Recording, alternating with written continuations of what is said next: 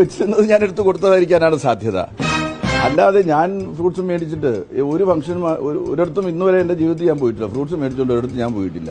അതെ അതെ, അത് കണ്ടാലറിയാം അവിടെ വാങ്ങി വെച്ചിരുന്ന ഫ്രൂട്ട്സ് അടുക്കളയിൽ പോയി കടകംപള്ളി സാറെ എടുത്തോണ്ട് വന്ന് കൊടുത്താണെന്ന്. അന്ന് ആ വീട്ടില് എന്ത് ചടങ്ങാ നടന്നതെന്ന് കടകംപള്ളി സാറിന് ഇത്ര ആലോചിച്ചിട്ടും ഓർമ്മ കിട്ടുന്നില്ല. അന്ന് കടകംപള്ളി സാറിന്റെ കൂട്ടത്തില് രാജു എബ്രഹാം ഉണ്ടായിരുന്നു. ആ CPM നേതാവിന്റെ അടുത്ത് എന്ത് ചടങ്ങാ നടന്നെന്ന് ചോദിച്ചപ്പോ മൂപ്പർക്കും അത് ഓർമ്മില്ല. കടകംപള്ളി സാറിന്റെ കൂടെ ഗൺമാൻ ഉണ്ടായിരുന്നു. അപ്പൊ ഗൺമാനോട് ചോദിക്കാം, പക്ഷെ ഗൺമാനും അത് ഓർമ്മില്ല.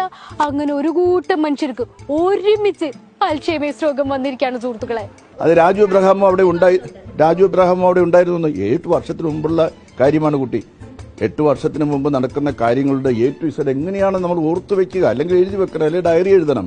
A to Z പറഞ്ഞില്ലെങ്കിലും പങ്കെടുത്ത ചടങ്ങ് എന്തുട്ടാണെന്ന് ആർക്കെങ്കിലും ഒന്ന് ഓർമ്മ വേണ്ടേ? ഒന്നില്ലെങ്കിൽ അവിടെ പോയിട്ട് സദ്യ കഴിച്ചതല്ലേ കടകംപള്ളി സാറേ? കമോൺ, ആലോചിക്ക്.